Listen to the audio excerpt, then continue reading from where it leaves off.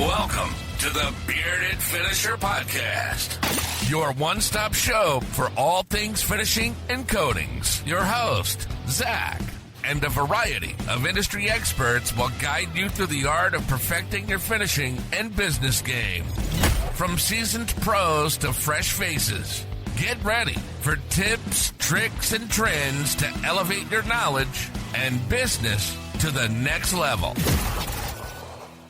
Welcome back. This week, we are sitting down with the one and only Mr. Mark Lipton. What's going on, Mark? I'm doing well, Zach. And by the way, I'm not the one and only. I've been meaning to blog about this and just never got to it. There's another Mark Lipton who's actually a very well-published author. He covers all sorts of business and business ethics and stuff like that. So nice. I'm not only am I not the one and only Mark Lipton, I'm not even the best writer. You know, he's like we'll say best podcaster because I don't know that. There you guy, go. But well, I know yours. So in the paint industry, I am the top Mark Lipton, and nobody's fucking taking that away from me. In our wonderful world of coatings. Exactly, in our space. So we were kind of chatting a little bit before we hit record, but for those guys that might be new to your world, because I know you and I initially met through messaging on LinkedIn. That's where we kind of started our relationship, and I know this is our first time meeting in person. Well, sort of in person, virtual, sort of, yeah. But for those guys that don't know about you, kind of give us a quick rundown of you and where you're at currently and what you're working on with your podcast and stuff. So I'm mostly not podcasting much at the moment. I do put up content in response to certain things and that I see, like the Gassenheimer situation. But for the most part, I'm living a lot more retired, a sort of an isolated life in Stamford, Connecticut. There's not a lot of people coming through. And if you're trying to do podcasts, you need to be talking to people like all the freaking time, right? Yes, constant. And because most say no, and you have to ask everybody to be able to put out with any regularity. And so I do my blog, which I do every week and have been doing for basically my whole life. I used to have it in a magazine before digital took over all the magazines. I had a monthly column in a trade magazine. And I came into the business as an independent paint retailer, which was the magazine's sort of target audience. And I did that for a good portion of my career. It was, probably half of my career, with the rest being on sort of the paint side hustles that we were talking about before. Leading up to this, I've always had a little consulting career, working for dealers who needed help, or working now as an old man. I work mostly as a strategist for sort of C-level executives, but also spent some time as a coatings inspector, working as a NACE coatings inspector for part of my career. So just, sort of a varied experience, but all in coatings. And I sold my stores. They were in New York City. I sold my stores about 6 years ago, and now I pretty much just do my own thing. I'm consulting from home, just sort of handpicking, the jobs that I'm looking for as my girlfriend and I are starting to plan, retirement and shit. Nice. Well, so we'll take it back just a minute. Are you originally from Connecticut? Where'd you grow up? So I'm actually originally from the Bronx, New York, and that's where my family's stores were. My great-grandmother opened up a paint store in the Bronx in 1907, which I always find interesting because she wouldn't earn the right to vote for 13 more years. But nonetheless, she opened up a paint store. And I even remember the stories that family members used to tell about how it was not considered appropriate for a woman to be in charge of a business back then. Nonetheless, she was in charge. And so the act that they would put on is that she would go into the back room and, if she was doing business with a vendor or a customer, she would say, oh, well, let me go into the back and talk to Mr. Lipton, who may or may not have even been there, right? And she would just go into the back and let him stew for a second and then come out and say, oh, this is what Mr. Lipton said, and that's crazy. I know, cool story, right? That is pretty awesome. That business, which was never more than 2 stores, that business supported my family for 4 generations. I sold it just because there was nobody left who wanted to engage in the business anymore. So I sold it as I started to get grayer. But that business, we were a Benjamin Moore and a Pratt and Lambert and a Pittsburgh dealer, amongst others, over the years. And yeah, that business did a great job for my family over a long So when period you of time. sold it like 7 years ago, you said you guys had 2 stores? Yeah, we had 2 stores. It was 6 years ago, and we sold them to Janovic in New York City, who's a New York City retailer. Yeah. Who already had a bunch of stores. And yeah, since then he's moved them and whatever. I'm out of the business completely, and I enjoyed my career, but I promise you I don't miss it. So in the Bronx, grew up in the paint world. So when you were a kid, any like memories of hanging out in the paint store, or did anyone ever actually paint, or was it always on the retail side? So we were always retailers, and dude, all I have is memories of hanging out in the paint store. I don't have anything else. That's why I write. If you look at the volume of words that I've put out over the course of my career, the blogs and the columns before that and the podcasts and all of that, and it's all about paint because, right, it's the only professional experience that I've had. I've had a variety across the spectrum of it, but basically my entire professional experience has been in paint.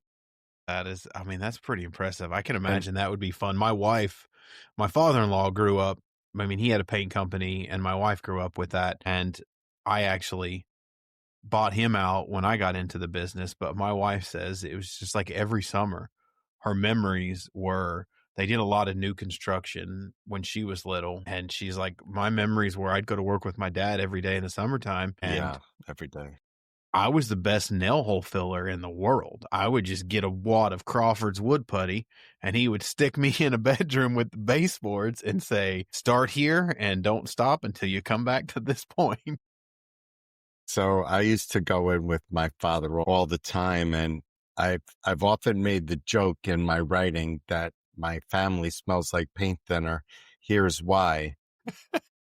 When I was a kid going in to work with my father, still had the solvents were still sold in bulk. So a guy could come in with a cup and say, give me a quart of paint thinner.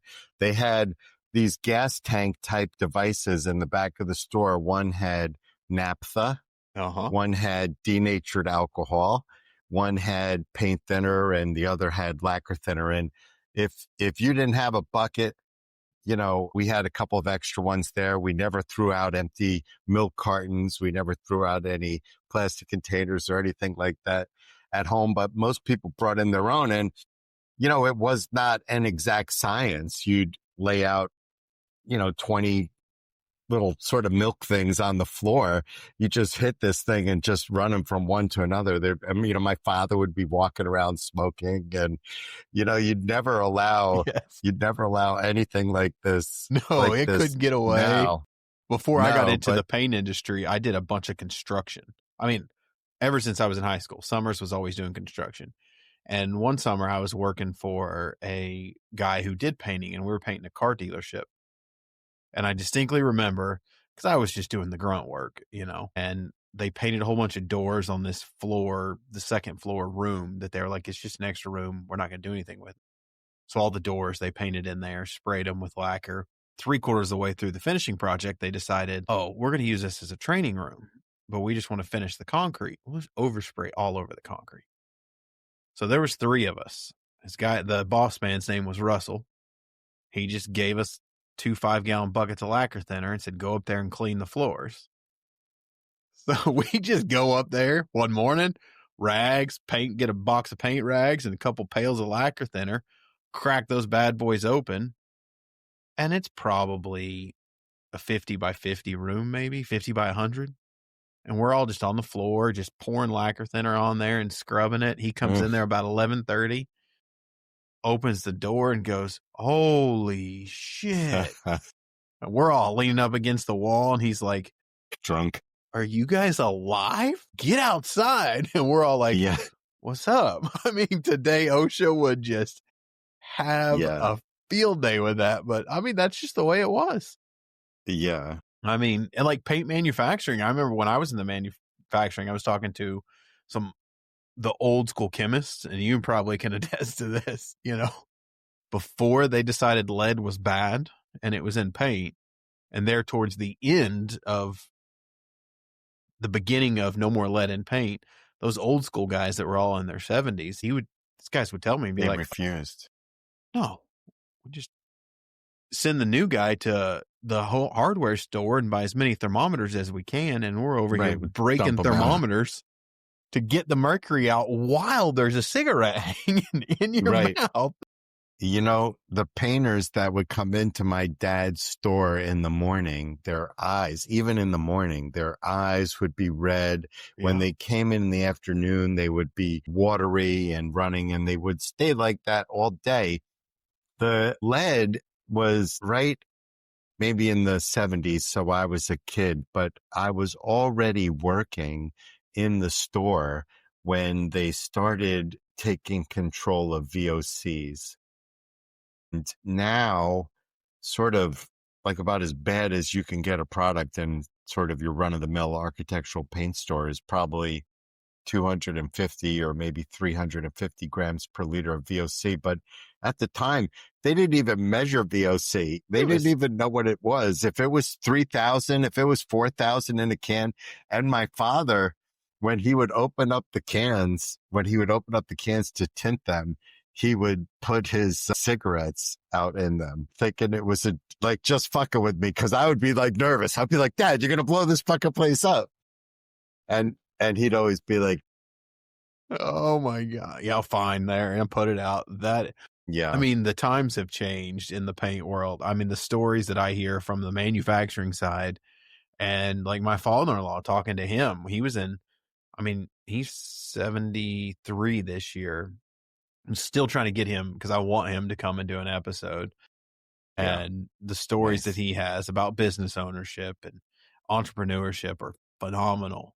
But just the stories, of hiring painters, of it was common. Like, you would go from a job site and come back, and you would hire a guy, and they would come to work. And then if it was payday, there's probably about a 20% chance they were coming back after they got their paycheck. I mean, just how bad it got. And then it started getting a lot better. And we're kind of where we're at today, which is so much different than what it was. I mean, good and bad. I mean, some of the regulations I think is a little good, but some of it just kind of hinders a lot of it. But that's a whole nother topic of discussion. Right. So go ahead. No, go ahead.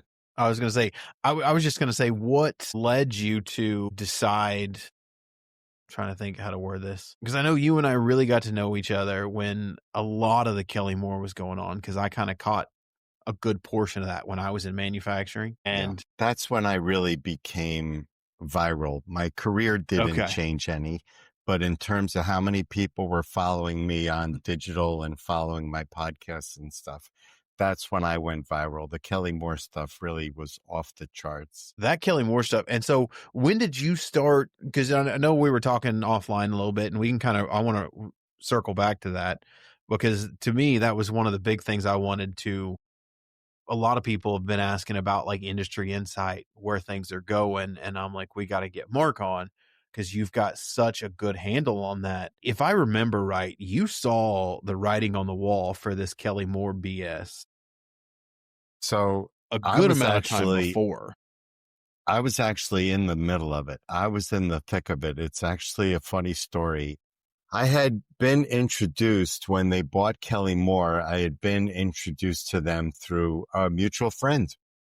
Okay. Like we were talking before, just some guy trying to help out both sides.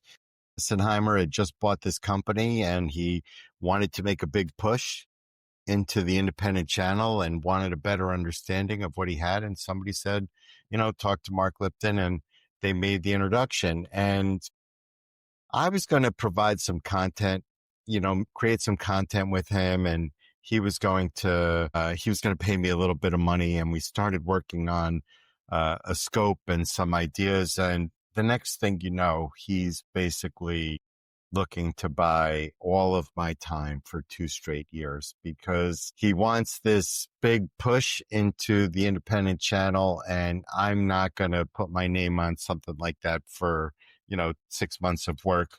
And Yeah. so, right. And so we kind of come to this agreement. We come to this agreement where I'm about to sign this guy over 2 years of my work. And the first project that we were supposed to do together was record a podcast, which I would start working on to prep for their introduction Yeah. to the space. And on that podcast, he was such a douche and lied so many times Really?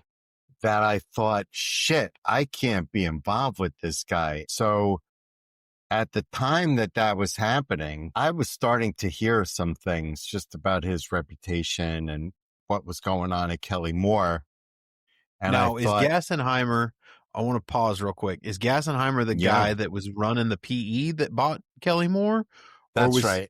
That's okay, right. okay. That's who that was. Gassenheimer was the CEO after the Flax Group, which was a private equity firm, bought Kelly Yes. Moore. And right as that was happening, I started to hear some things that were, unbecoming about, his reputation and what people were saying about him.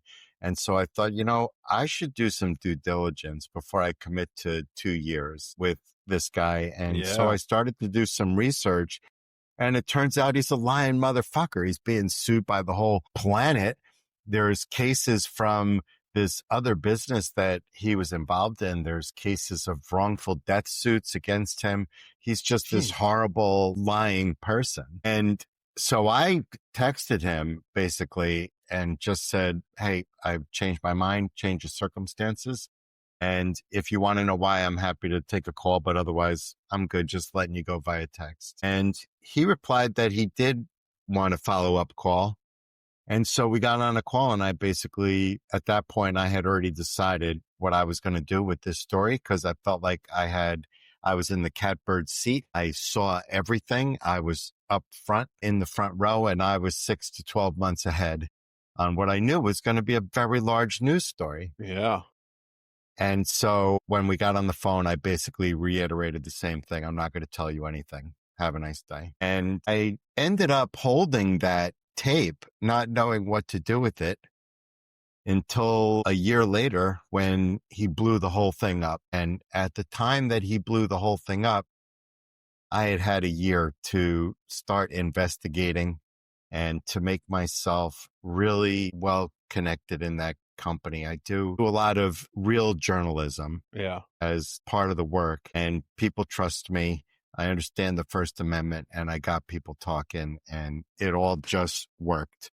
I mean, that was everything that went down because I was in the manufacturing side when all that shit hit the fan.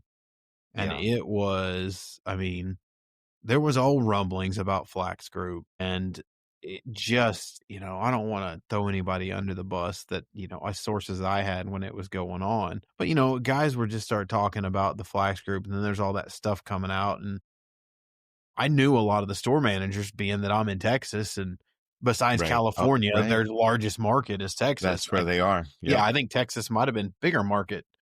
And they were very big in Texas. Very big. I knew a lot of the higher ups, and man, when it went south so fast. And was it you that posted the article that within like a week of shutting down the company and just firing everyone, Friday's your last day or whatever? I remember that whole deal. Was it you that posted the article that he like went and bought like an island or something within like a week of all this happening? I was covering him quite a bit. I was giving him a tremendous amount of shit. When that whole thing was over, you could not Google his name. When I was done with that for a year of that, whatever it was that I was pursuing that story and putting out that content, when I was done with that, you couldn't Google his name without me coming up. It was not possible. But I mean, on the positive side, I'll say a lot of independent dealers really, if you were an independent dealer and Kelly Moore was competition for you in your market, I know a lot of them that were Benmore dealers that really came out smelling like a rose in this deal. I mean, Yeah. because I mean, their All the ones in stores. California, that whole market just Yeah. that was tremendous Well, like, opportunity for and Kelly Moore. Ben Moore, Dunn Edwards, yeah. all of them. And well, Even here in Sherwin Texas, Williams. the independent Benmore stores, like I know one when I was living in Waco when it all went crazy. And I knew I did some training for the guy down there. And he went over to the guy that owned the building where they had been for like 40 years in Waco, Texas. And the guy who owned the building's like, they owe me like 6-7 months rent and all Right. this stuff. And everyone knew that as the paint store. So he was like, what if I take over the lease and I'll move my store? And he goes, yeah, you can have, they told me that my payment is everything in the store. He's like, I don't know what to do with it.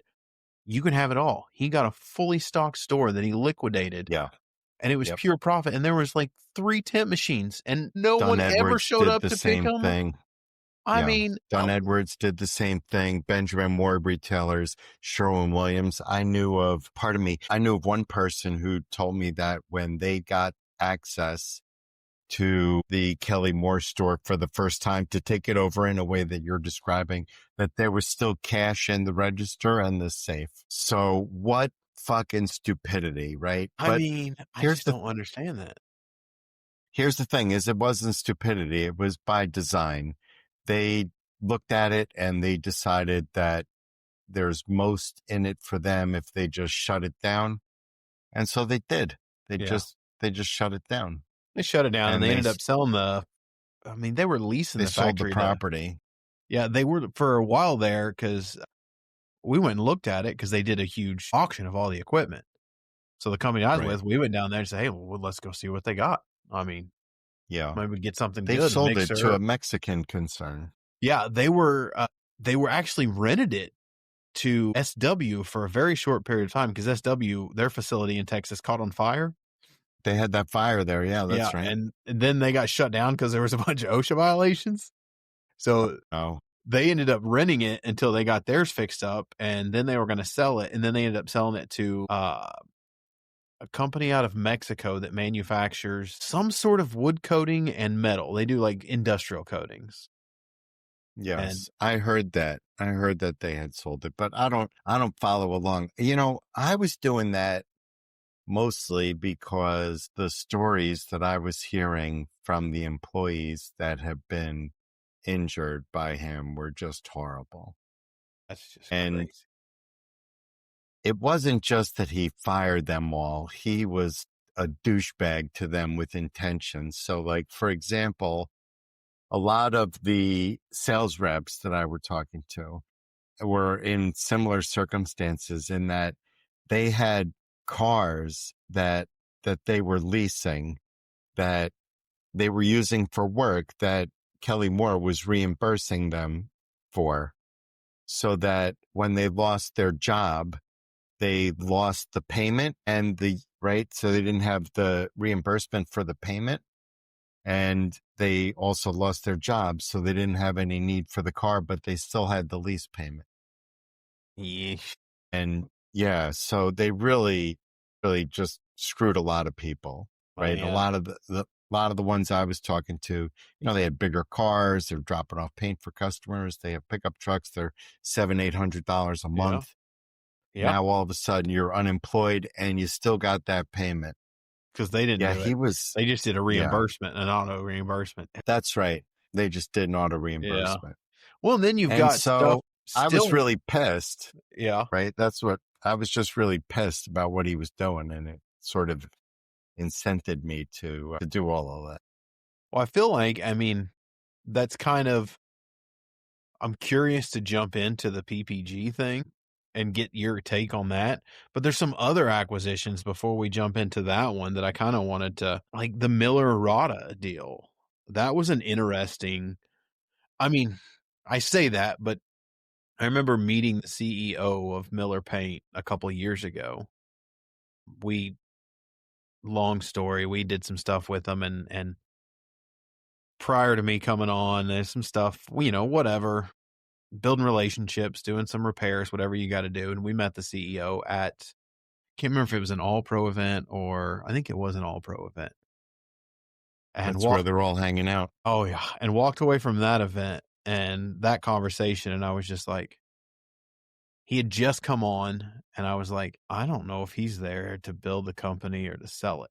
Cause he was saying, I mean, everything he was saying was to build, but everything he was saying was lean it, increase the EBITDA, stuff like, when you're going to sell. Like, I mean, Right. it was an interesting conversation. And then to find out they ended up selling to, I would say, Rada/Cloverdale. I thought that was Cloverdale, yeah.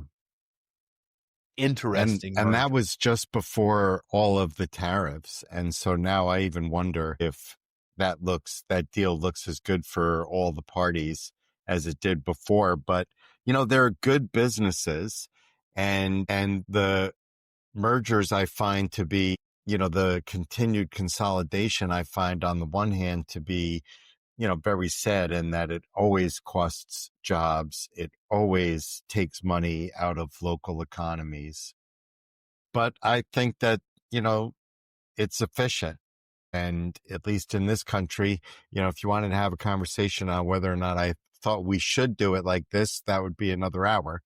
But in this country, that's how we do it, right? This is, sort of unfettered capitalism. And so if somebody can buy up, and I don't say that in any way to denigrate any of the parties, this is happening in this entire industry. Yeah. Well, I mean, I've made that comment a couple times. Like, I feel like, well, there's a ton of acquisitions that have just happened in the last, 2 years, mergers, acquisitions, in the last 2 to 3 years, it seems like there's been a ton of them, but I feel like there's still quite a bit more to come. And rumblings that I hear, I pissed a bunch of people off when I got it from a very good source that Circa was looking to sell their European coatings company.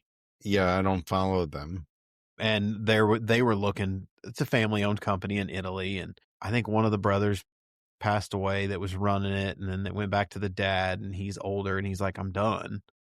So they were entertaining selling. And the number one suitor that went to him and said, hey, we'd be interested, was SW Europe, whatever they call that division, picking them up. Like they're picking off all the guys over there in Europe between ICA and, I mean, they're going after everyone, but that one stirred up a bunch. And I've heard that they're still in talks, but I haven't been able to really confirm anything if they're going to sell or not. When I first came into the business full time, it was 1988, and the sort of common knowledge at the time, the common belief at the time, was that there were somewhere between 800 and 1,000 paint manufacturers around the United States, depending on how you sort of termed a handful of specialty guys, right? Yeah. And so I don't know what that number is now. I don't track it all that closely, but I'd estimated at half. Easily. Right? Maybe a little less than half. When I was a kid in my father's stores, I used to go pick up paint as needed from various manufacturers. There were 3 I can think of now in the Bronx, one in Brooklyn. They're still there. One in Brooklyn, not to mention several all around New Jersey and other parts of the metropolitan area. There was paint manufacturers in Yonkers, big ones. And all of that has basically been merged into bigger and bigger entities. This one that I just mentioned in Yonkers was Insulex. They were one of the largest drivers of primers in our market for decades. And, they were bought by Benjamin Moore, and Benjamin Moore doesn't need a manufacturing facility in Yonkers. They could make another 1 million gallons in their plant in Clifton or wherever they were making it at the time. And so that just goes away. And it gets absorbed basically into these bigger ones. And I think that's going to continue to happen. Yeah. As regional manufacturers will be the next sort of wave. Sorry, they're clean that up. No, there go. I was in trying to think of the name. It's another co-op like All Pro, but it's for manufacturers, and we Color joined it. Guild. Yeah, the Guild CPO. We were in the Guild CPO. Yep. We joined it. Color Guild. Yeah. I love the Guild. I love the guys running the Yeah. Guild CPO. Great guys. Really got along with them. But getting to see all the regional manufacturers, I thought was, as a boy growing up in Oklahoma, when I did, you always had SW. And in Oklahoma, Texas, Arkansas, even up into Kansas, I grew up in the world of Spectrum. So it was all Spectrum paints by the time I was in the business. But even then, it was all Benmore, PPG, and SW. That was it. Yeah. That's really all you had. You had we had because Anchor Paint. Sherwin in Oklahoma. bought Duron. Sherwin bought, I think it was Sherwin bought MAB when I was a kid. There used to be brands, like there were brands in Baltimore. There were brands in Philadelphia. Bruning was a brand in Philadelphia. I just told you all these brands in New York, right? And all of these brands have been absorbed over the years. And it's not just the brands that are absorbed, it's the manufacturing facilities and everything that goes along with it. When they sold their house 2 years ago or a year ago, when they moved to Durango, they were in the garage and he had the yard sign from when you're painting a house. And he had some old yard signs, and one of them was, this house was refinished with Bruning paint. I guess they sent him a bunch of, he was like, oh Lord, I don't even know how old that sign is. Yeah. And so I think that that's going to continue. I started to say before, the next round, and this may be a decade, but the next round, there's a lot of regional manufacturers around the United States. They're doing, nice sales, 50, 100, couple $100 million. They're big enough that somebody's going to want to come along and find a way to make them more efficient. And of course, you mentioned before, there's all the uncertainty, at least in the dealer segment and in architectural coatings, just around what's going on at Pittsburgh at the moment, which continues to be, dramatic. It seems like it just keeps getting a little bit worse. Yeah. I think it's basically the same story as Kelly Moore, only with a slightly more polite owner. And so rather than wanting to take on the troubles that come along with being the sort of dick that Gassenheimer was, which is, I'll put myself into those troubles, but that's not what I'm referring to. I'm talking about he was sued a dozen times and, just that. They seem like they don't want to deal with any of that, but I still think they're going to keep closing and selling until they get down to nothing. They're offering what they have in the way of assets, in terms of brands, in terms of manufacturing and distribution facilities, and really anything else that they can monetize in any way has been offered, across the spectrum of prospective purchasers within the paint industry. Yeah. So every region, every type of store, everything has been offered for sale, every facility, all of it. And it looks like the idea is to close down the stuff that's really hurting them. Maybe see what's left at the end. There are some segments that I think have some possibility for profitability. Their dealer segment, I've said many times, is probably profitable for them.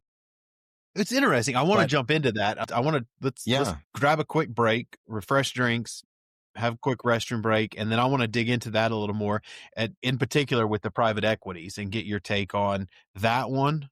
And then also I want to pick your brain about the PE that bought like Richards, and they're smaller private equity, but they seem to be out there hunting for brands a lot more. And I don't know much about them. I was going to see if you knew anything about them and how they're doing. I'll share what I know after we come back from the break. Let's take a quick break and we'll be back. Do you want your brand in front of the people who actually move product? Painters, finishers, and manufacturers? The Bearded Finisher podcast has pulled in over 75,000 downloads and reaches across the entire finishing supply chain, from job site to manufacturing. From single episode sponsorships to social media promotion, we offer flexible options that get your brand noticed. Real reach, real results. Visit thebeardedfinisher.com and let's get your brand front and center. All right, welcome back, everybody. Let's dive into. I'm trying to think of the name of the private equity that I want to say bought Richards, but a lot of the guys from Richards ended up working at the private equity. So I don't know if it was like a merger of equals or what. Help So me at understand the time that at the time that happened, it looked like a private equity firm popped up out of nowhere. Yeah. And was Literally. suddenly staffed with a handful of former Pittsburgh senior level executives and a lot of money. And they bought Richards. At the same time that they announced that they bought Richards, they announced that they bought some sort of small specialized industrial manufacturer, as I recall. But no, not Tnemec Not that I'm Tnemec. aware of. What was the other company? Yeah, Not I know. Tnemec. I know there was another one that they did buy too. Yes, I remember following the announcement and I reached out to them. They weren't interested in the publicity. And so that's cool. I don't really know much about them except to say that it's not so unusual. What's happening at Richards private equity is, invading, if that's what you want to call it, but at the very least infiltrating our industry, and it's having a significant impact. We see that already in the Kelly Moore situation. They're a $350 million company, and the Pittsburgh situation, I'll put them at maybe with their stores and their dealers and the home centers, maybe $2.25 billion or something like that. And that is all being disrupted by basically the handful of people that are just trying to walk away with that money. That's what private equity, I find anyway. That's what I find private equity is, at least the ones that have come into the paint business. I work for this one company who's owned by private equity, and they have a decidedly different perspective than most that I know of in private equity. And so they think strategically and they tend to be innovative and invest, and their private equity ownership is patient and allows for that. But most private equity, I find, are more along the lines of what happened at Kelly Moore or what happened at Pittsburgh and the others. They're looking for ways to find the value, wring it out, leave the debt to somebody else. Squeeze every dollar they can and then just chop it up. That's it. Sell the real estate, fire the people, give them all, 20-second severance. And I find what Pittsburgh's doing now to be, like I said right before the break, sort of along those lines, just not quite as a little more well-mannered. Yeah. Than Gassenheimer was. But I think the same is coming. It'll probably, to be more well-mannered, might take a few years. But nonetheless, it's coming. I was looking it up when I saw the article, and it may have been your article that released on the PE that bought them. So I looked them up, and they don't really have any, what's the word I'm looking for? History, I guess, is the right word to say, in the coatings industry. I think they had none. One that was kind of associated with manufacturing, but not in the coatings, like in the subsidiary industry of coatings or something like that. And I'll give you a little tidbit, see if anybody hears this. Maybe you can go viral. But from the people that I'm talking to, yeah, and I've spoken to a large number of people that have met with the team from AIP. Yeah, that's it. AIP. Yeah, AIP. Generally speaking, everybody has the same thing to say, which is, politely, I'll say, the evidence of their inexperience, as you're talking about here, is overwhelming. I mean, coatings manufacturing, I don't think is something that anybody can get into and think that you can't just buy a coatings man. No. Like they bought it and they didn't even realize the disaster that Pittsburgh had wasn't going to go away when they bought it. It was only going to go away if they took positive action to repair the problems that Pittsburgh had made. And that's going to cost them money. And I look at their portfolio online. They sort of have an average lifespan of about 5 years that they hold a company for.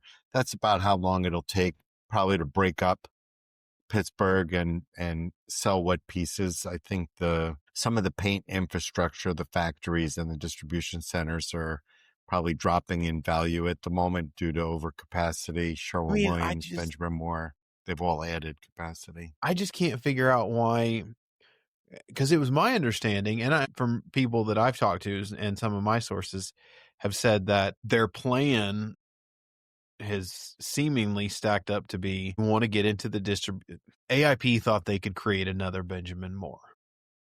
All independent distributors, they wanted to get out of retail 100%, and they were looking at some of the bigger independent half their stores are unprofitable. Yeah, and they suck at retail. They're paint manufacturers. They're not retail stores. So they were trying to dump all their retail stores and basically sell them out to whoever they want. But all the people that would be interested in the retail stores would have only been interested for the access to the industrial coatings. Right, because that's what everyone wanted is their industrial coatings. They can give two shits about their architectural paint. And it's not just that problem that they had. It's also that the people that would want their brand, for example, independent paint retailers, might have interest in their brand for any one of a number of reasons as an alternative where Benjamin Moore is not available, or even where Benjamin Moore is available as a strategic sort of ally against, just having one vendor, which is, sort of always risky. Yeah. But they can't access that business as long as the brands are still available in Home Depot and their own stores, because why the fuck would a dealer want to invest in their you can't compete paints that you can buy cheaper down the street because they make a better, seriously. You cannot outbuy or you can't outsell those big box stores. And I know that's the whole purpose behind All Pro and putting these guys together. But even at that buying power, like if you're an independent paint store in a town, maybe has 15,000, 20,000 people, for instance, my in-laws live in Durango, Colorado, and we love to go visit them. Big tourist town, very small living population. They don't have a ton of people that live there, but there's a Home Depot and there's a paint store called Ruff's and they're independent. I want to say they're selling the guy that's I can't remember what they're selling, but I talked to the guy. They used to sell PPG and he's like, I had to dump it. Like I couldn't get anywhere near the price. It was just sitting and I could not do anything with it because 2 miles that way, they can go to Home Depot and talk to the rep there. That's right. They put reps. I mean, seriously, they put reps in all the stores and like, I can't, they're giving you a 20 to 30% discount if you buy 3 5s. How am I going to compete with that? And, the independent channel to a large extent had built a lot of the business for the Pittsburgh commercial lines, which are still a lot of their meat and potatoes, and the 670 line and the 6411 and those products, the Speed Hide, I think. God dang, called. Speed Hide.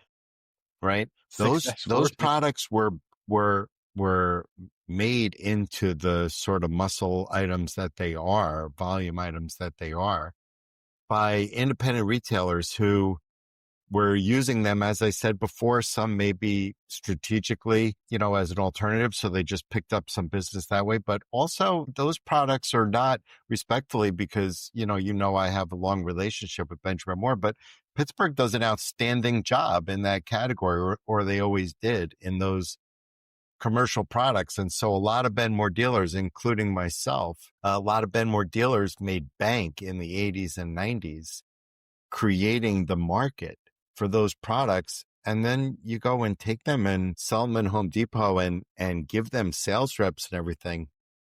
I mean, listen, I don't have anybody to cry to, so I'll have to take the hit, but I'm not going to be giving you guys any more business. Yeah, it doesn't make any sense. I mean, Right. and then someone, And they're going to have to untangle that. If they don't untangle that, who the fuck's going to want any of it? yeah, I mean, I wouldn't even want the stores. Well, the stores, it's very unfortunate. I feel bad because I know there's people that are going to listen to this that work at PPG stores now, or Pittsburgh stores, I guess you call them now.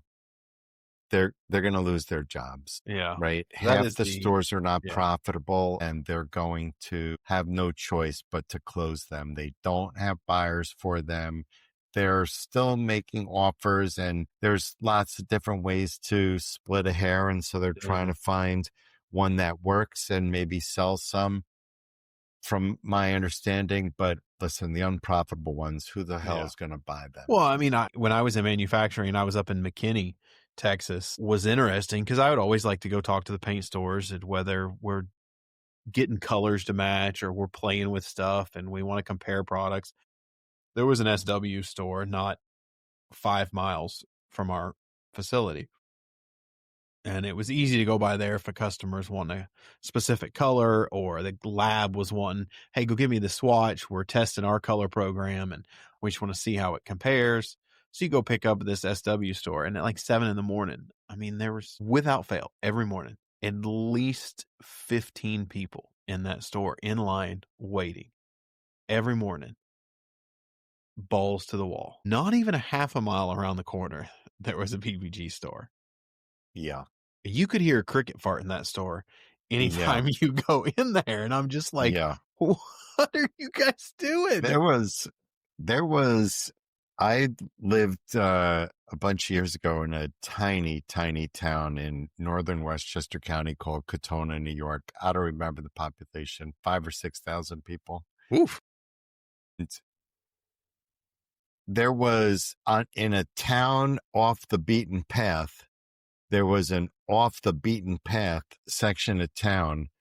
And I lived there for, I don't even know how long before I found out that there was a Pittsburgh store there. Somebody told me, and I went over to take a look. As soon as I heard about it, I went over to take a look, and it was, like I said, it couldn't have been, if it was hidden, it couldn't have been hidden any better if they had made the effort. And the first time I went there, it was just, the door was locked with a sign on the door, like, be right back.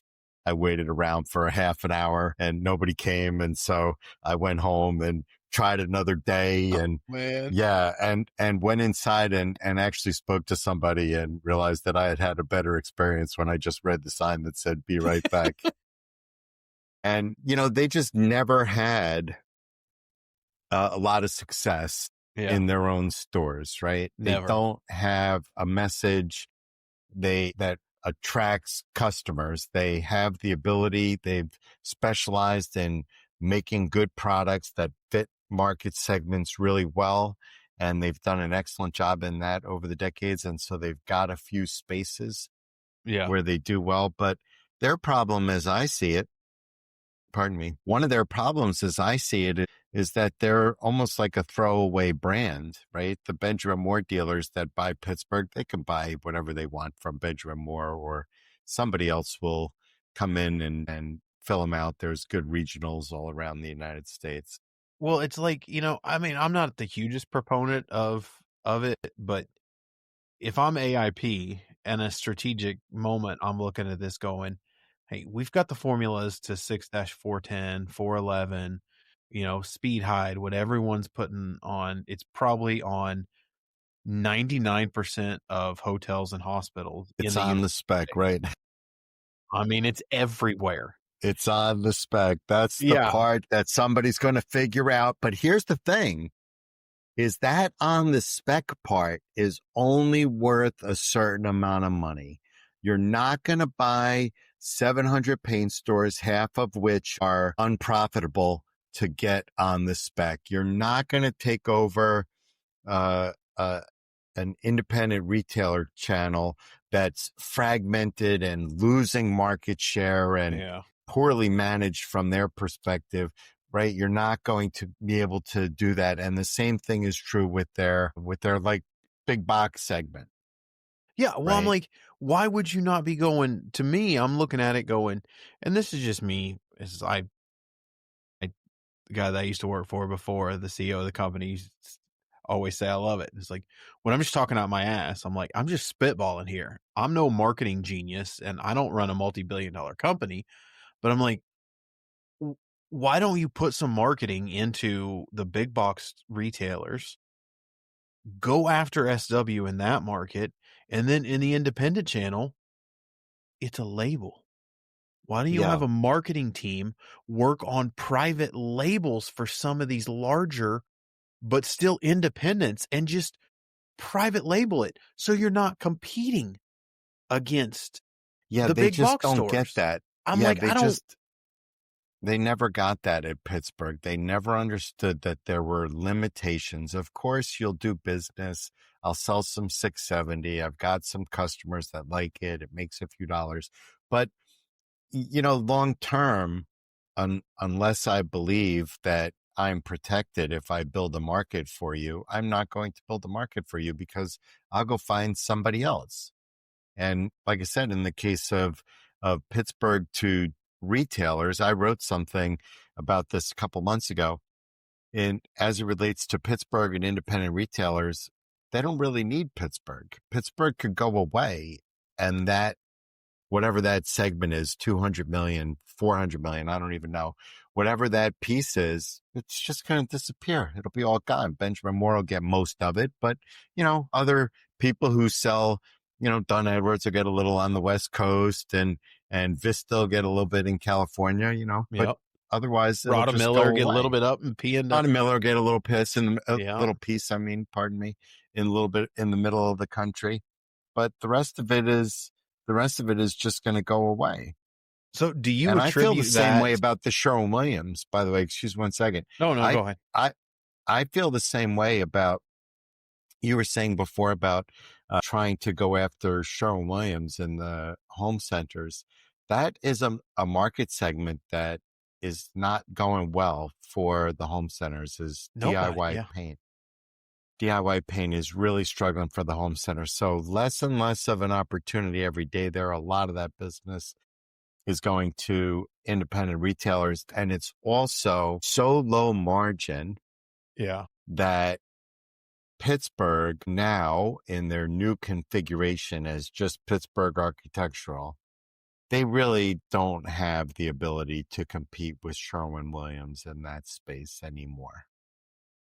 I They mean, just cannot make those products efficiently enough anymore. And yeah. so it's When you likely to say be a that, it money makes loser. sense. Yeah. It makes sense because if you think about the market of, I mean, if you throw the correlation to restaurants, like the Generation X, YZ, whichever one we're at now, I don't even know anymore. But like the big chain restaurants are losing to the small restaurants because people Yes. are seeing the value, and the whole marketing push of shop local, shop at small, don't go to the big retailers, go to small hardware stores. They're all independently owned, whether it's True Yep. Value, Ace, Benjamin Moore. Yep. I think that has been a huge help for those guys. And you say that, and I'm like, yeah, you're right. I mean, you don't see a ton of paint getting bought at the big box stores anymore. And it's shrinking, Yeah. particularly to that segment, the DIY. It's shrinking. And you mentioned Ace. Ace is growing, and that's their customer, and Ace is Yeah. growing. So I assume that some of that is going to Ace retailers. Some of that is Yeah. going to Benjamin Moore. But Was that not one of the best strategic moves Benjamin Moore ever made? that was right at the time that I was going to work for Dan Calkins, who's the CEO of Benjamin Yeah. Moore, was right as they were getting in with Ace. Dude, that was freaking exciting. Now, I know a lot of the that was so independent much guys fun. were pissed at that. I understand that, and I can accept that. But as a corporation, that was freaking genius. That was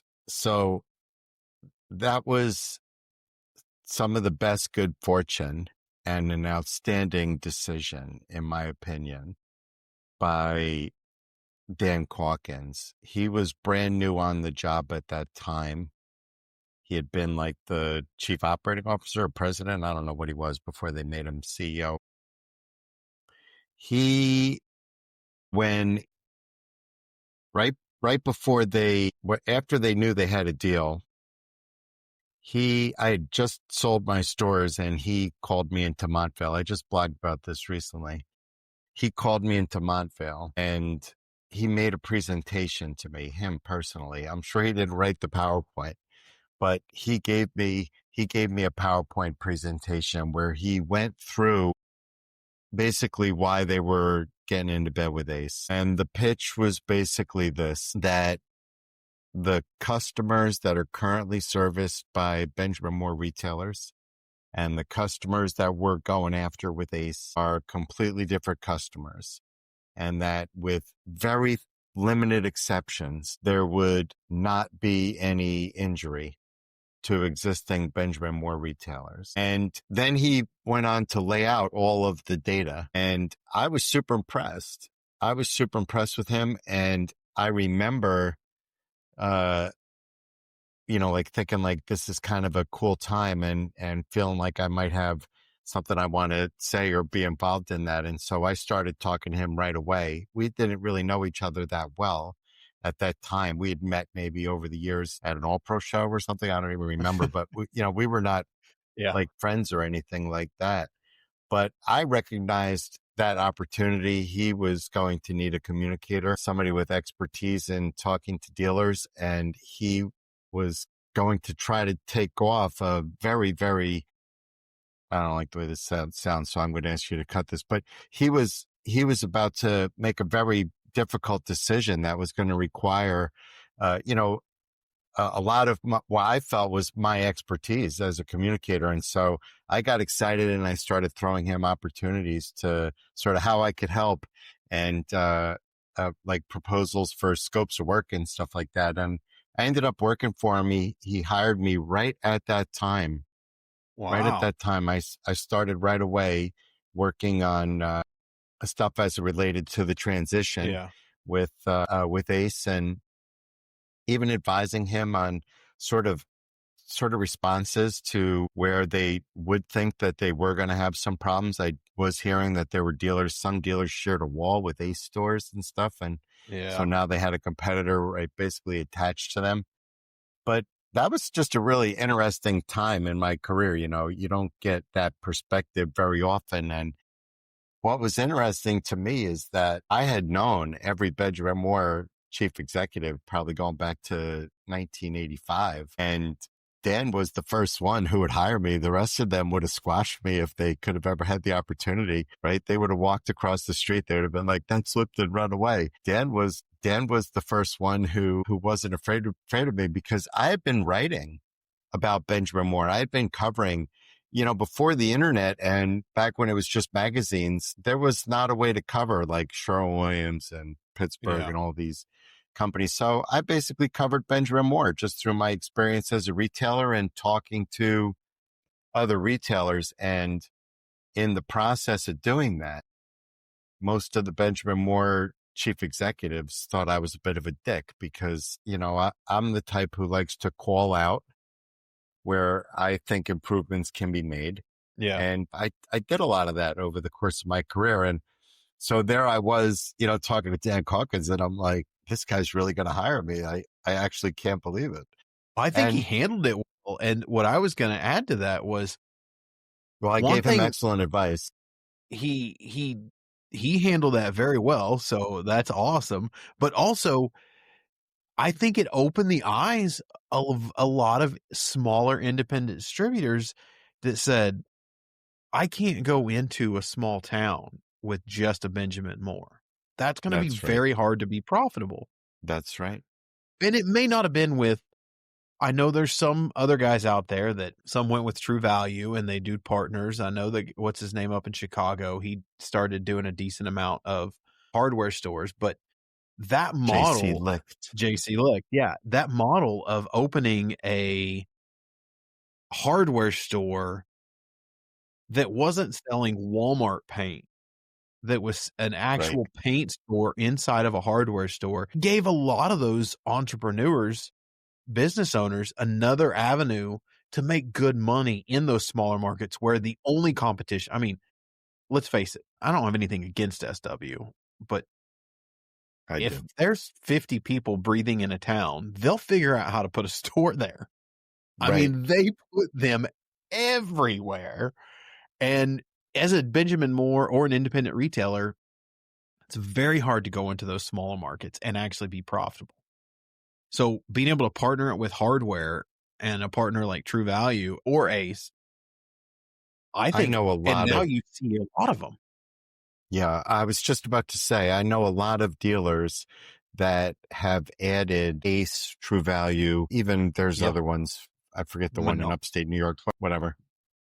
And I know that those dealers are very successful adding that. And it's an outstanding opportunity to try to sell more to the same customer, as well as try to expand your customer base. And in the case of Ace, the Ace program for online is really the only one that's working. And so it should be pursued by Benjamin Moore retailers if that's an option, because it's additive for them. It's been an outstanding partnership. Yeah, it's been an outstanding partnership. 24 hours. That's what I don't. Yeah. And again, this is one thing that SW has gotten right, as when I was a contractor and I had my painting company, I could log on to my SW app. They had an app and they had the online. Yep. And it had all my history. I could reorder. I could place an order. And once they got rid of that stupid centralized delivery that they did for however many years that really screwed them up, and they went back to letting the store managers, I mean, it was super easy to order paint and it not get screwed up via text or over the phone by doing it on the app. I mean, I had tremendous success with ordering online. And that's how Ace is doing it. Yeah, that's how Ace is doing it. And I wrote not that long ago, 6 or so months ago, that I am actually concerned. I do think that the Ace independent Ben Moore retailer relationship is complementary. As I was just saying before, I don't believe that they hurt each other. I think that they help each other, in fact. But one concern that I do have for the independent paint dealer channel is what we're talking about now, which is that Ace has been very aggressive in that space. They're doing extremely well. You know, Benjamin Moore is not doing that. No, I don't think that they're going to. I don't think that they're going to offer an app through their dealer with a common sort of platform. They need to. Well, I think the part of the reason that from all the Benjamin Moore dealers that I used to deal with on the manufacturing side is, and correct me if I'm wrong, because you're with Benjamin Moore, but they don't have a centralized POS. Like, you can bring in a separate POS without having a centralized POS. Point of sale system for guys that don't, I'm sorry about the acronyms, but that makes it really hard to do an online ordering system when you've got, I don't know how many thousands of distributors and they're not using the same POS, the point of sale system. So probably the first time I started writing about Benjamin Moore's weakness, due to the fact that they have fragmented back office, right? Every dealer is an individual. It's been probably 20 years. And in my opinion, absent as much success as they've had they addressed that, they would have significantly more. Yeah. They would be double the size that they are now. Or I learned something like that from my distributors that I used to talk to a lot and go visit. And again, this is just my perspective as a small wood coatings manufacturer. I'll call it boutique wood coatings manufacturer, and talking to these Ben Moore and go there and just see pallets of paint. I mean, pallets. And it seemed to have gotten, I don't know, worse is probably not the best adjective, but more frequent of pallets of the same thing in the last, I would say, 5 years. Yeah. They're offering deals, special financing, or all that stuff. Like, and they lose in efficiency, I feel. Well, I think they're just using the stores as inventory holders. Yes, I'll give you, they are. 18 months, no interest. It's just full in our warehouse. I just going to send it to my stores. And when that store's not making money, they sell it or whatnot. It just ends up basically you're selling inventory as a Benjamin Moore dealer. I mean, if you want out of the business. But I'm like, what are all these pallets of paint? And then they'll shuffle it. Like one of them, I was there and he got a call from his regional rep and he said, oh, this guy down in Austin needs, I don't know, 3 pallets of this primer for a big project. You just bought 6 pallets on 0%. They didn't get any of that. Will you sell it to them? Right. And most of the Ben Moore guys are like, okay. Think about how easy that business would be to conduct for Ben Moore dealers and how profitable it would even be for them if they had a common platform that they were all integrated through, and that included with the manufacturer. I actually, right after the pandemic hit, I ended up losing my job at Ben Moore, the one I was talking about, when they closed their Montvale offices, which is where I was working. And I was a consultant at the time. Yeah.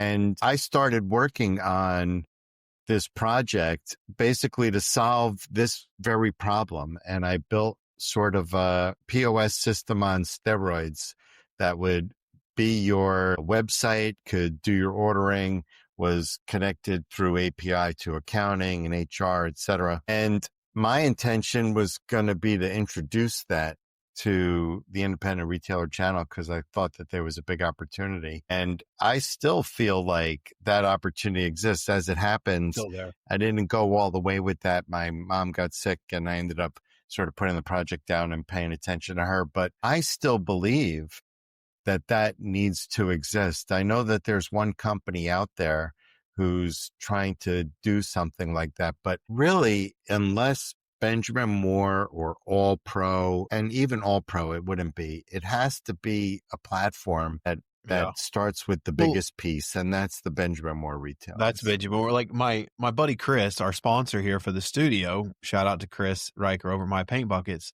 but his program management software that he's created is phenomenal for managing projects.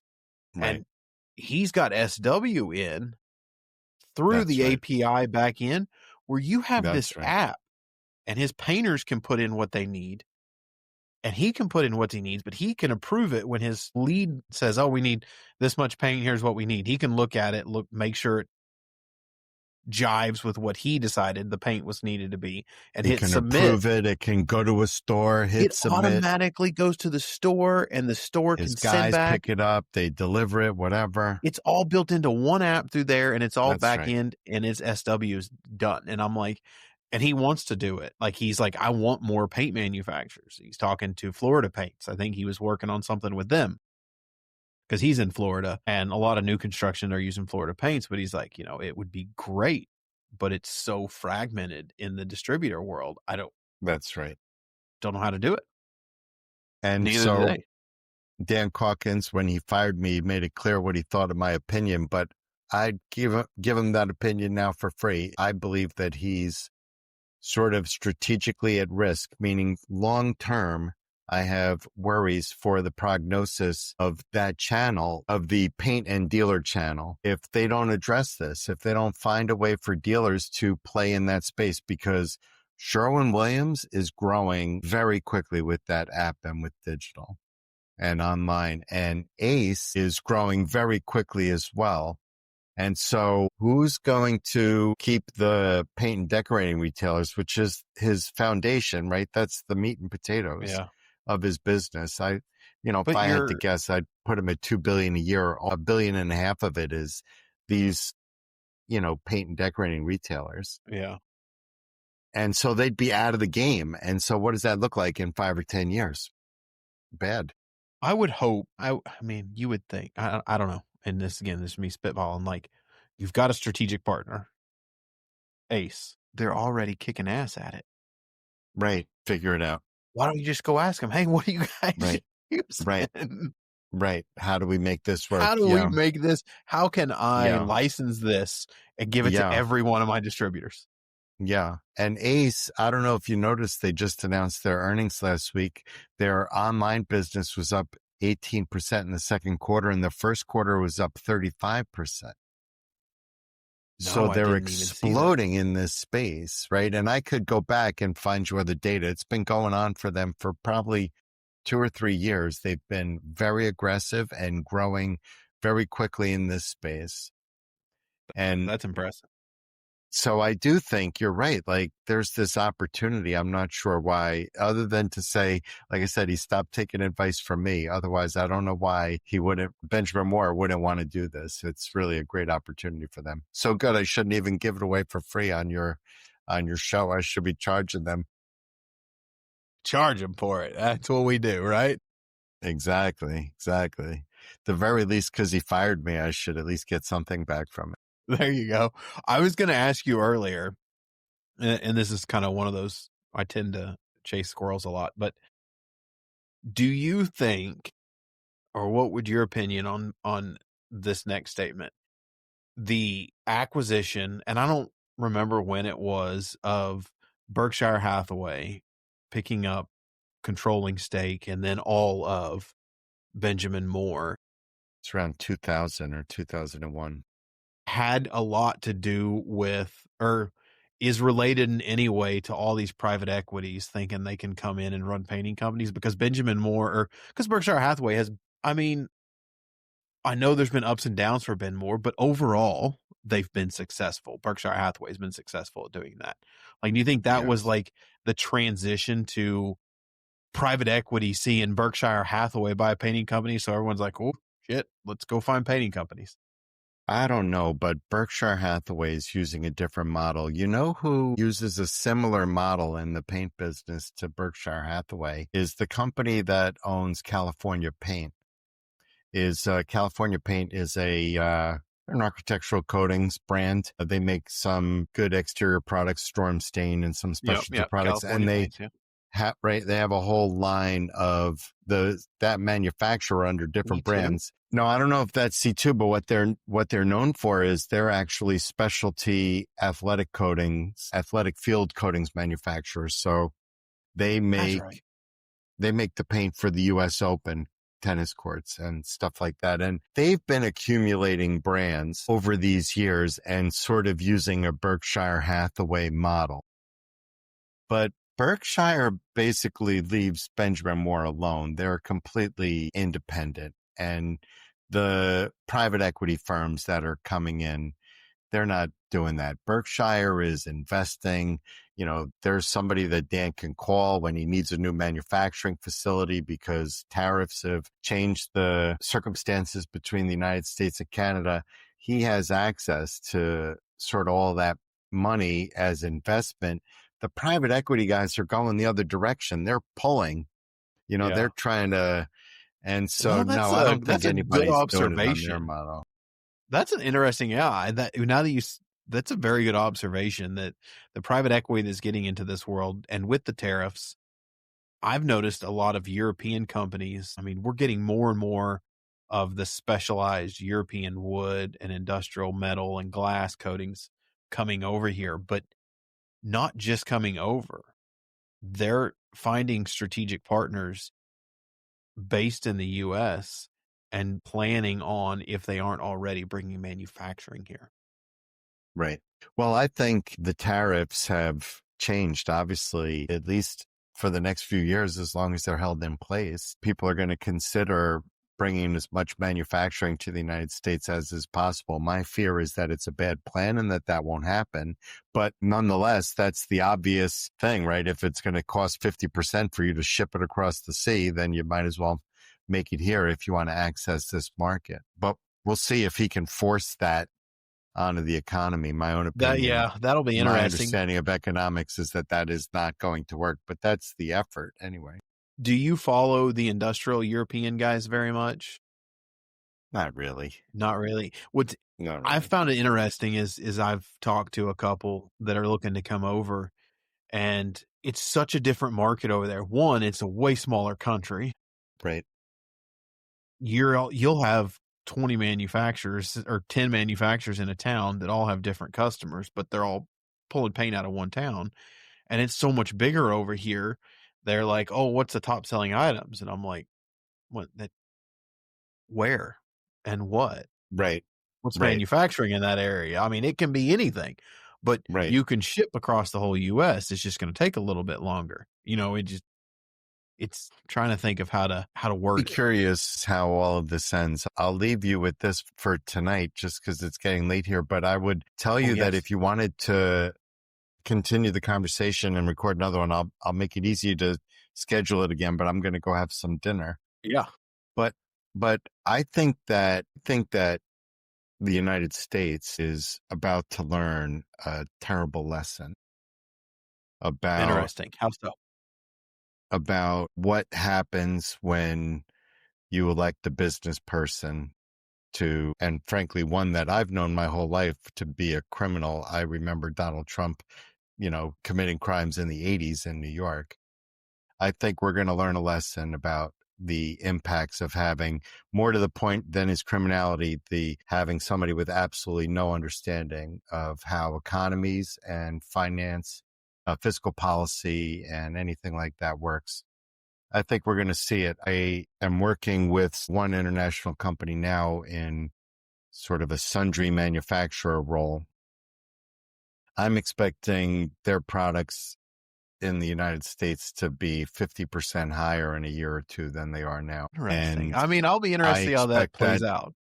I expect that to be the case with, I don't know about the percentage, right? That part's a bit of a guess, but it's going to be just about every tool that comes into our segment. China and India account for probably 60% of the market of the manufacturing. share of the manufacturing there. And I don't know, even if you said, I wouldn't have the argument on whether or not long-term he's playing 5-dimensional chess, right? I'll leave that to somebody else. That's politics. But I can tell you this, right? It'd take 5 years to work.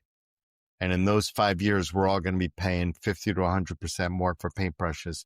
Now, in my opinion, when the 5 years is up, there won't be any more paintbrush manufacturers in the United States because the United States is deeply flawed in its inefficiencies. The reason why our manufacturing struggles to compete on an international level is, at least as it relates to sort of the bottom of the market. I know chips and things like that perhaps, but from cars on down, basically, is just the inefficiencies of our system, the quality of our roads, the quality of our air transit. When you go to study and try to understand why the Chinese are winning in the manufacturing war, it's not what we're told here in the United States. The reason they're making cars cheaper than we are is that they pull the steel from the ground.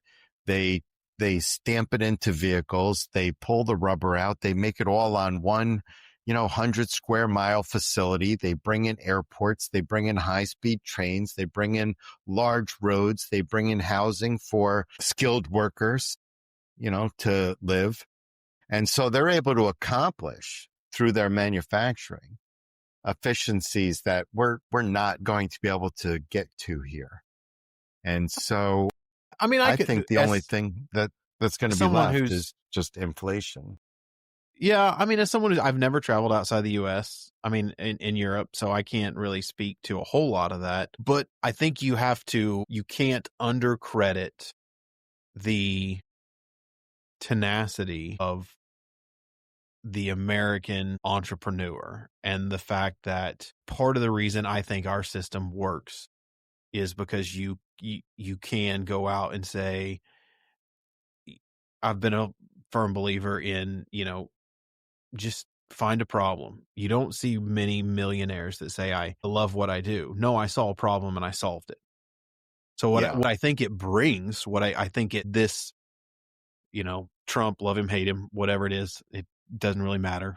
They're all short term. No one's there forever. It changes every 4 years. But what it does bring, though, my fear is in this case, by the way, that the changes he brought is permanent. If we wanted to spend another 2 hours, I would show you evidence. It's in fact, in my opinion, overwhelming. It's in fact overwhelming. The it could change. We just, our policies. But I think where I go with that is, and I know you want to get to it. I don't want you to keep too much longer. But where I go with is the amount of opportunity that this brings for business owners and entrepreneurs to say, what's the problem, and solve it. And bring jobs. So I think it's possible to solve but it's going to take, and I'll be honest, it's going to take people shit ton smarter than I ever dreamt of being to be able to solve the world's problems, which you're never going to solve. Yeah. I think there's people out there that can, and I think there's people out there that will. We just got to kind of get out of the way and give them the opportunity. I hope you're right. I don't see any of them working for us now. I don't see anything like that. None of them are working in public office. No. That's for sure. On any side of the aisle. And that's the part that concerns me. Even if you feel like Googling things that Tim Cook says about why the iPhones can't be made in the United States, no matter how much Trump screams about it. His biggest problem is that we don't have enough people who are skilled to manufacture the phone. We don't have enough employees. To hire. I'm not going to say that we're capable, who are capable of doing that work. And that's the laziest generation. That's a very big problem. And not just, they lack the education, unfortunately. Yeah. I would agree with that. I think there's a lot to be said for that. 60% or something like that of all Americans are, basically reading at a 5th grade, 8th grade level. And that's not enough to be able to teach them how to make an iPhone and therefore pay them $50 an hour to do it. I never really thought about it and put it together until I started listening to, and just on a whim, I ran across Dave Ramsey's podcast, and love him, hate him. He's helped a lot of people. I don't know who he is. He does a thing called Financial Peace University, and he teaches people how to get out of debt, stop giving your money to the bank. But people call in on his show and say, oh, here's my problem. And he teaches them, and he goes, all out. And he's pretty, not want to say brutal. He's honest. Like, hey, you're being stupid. You're making $60,000 a year and you're living in a $750,000 house and driving $2,000 a month in car payments. What the hell's wrong with you? Right. The amount of financial literacy that is in the United States is one of the most terrible. You're talking grown adults, and you're like, listen to this podcast, and you're like, I'm sorry. Yeah. And now add on top of that, right? So we already talked about how we're not, as a people, we're not educating ourselves as a society well enough. And we already talked about the fact that our infrastructure and other systems are not efficient enough to compete. But then I add more concerns for us because we're all terribly unhealthy because of the quality of the food that we get here. It's that's very bad. That could go into a, what's his name, Joe Rogan 4-hour podcast. Exactly. And then on top of that, after you get sick from the bad food, the medical care here is not very good. There's a lot of things we could do better. I would not disagree. Right. Exactly. Great conversation, Mark. I love digging deep into the business with you. I greatly appreciate you coming on the show. If you guys aren't following Mark or reading his blog, I'm going to throw his LinkedIn profile down there. Go check him out. Follow him. Got some great articles on there. Again, Mark, thank you, sir, for coming on. I appreciate the time, and we'll do it again for sure. Definitely. Zach, thank you so much. I enjoyed it very much. Thank you. Hey, you guys make sure you're following and subscribing, and we will see you next week. And that's a wrap on this episode of the Bearded Finisher Podcast. We thank everyone for joining. Keep hustling, keep learning, and never settle for anything less than your best. Remember, the path to perfection is a journey, not a destination. Until next time.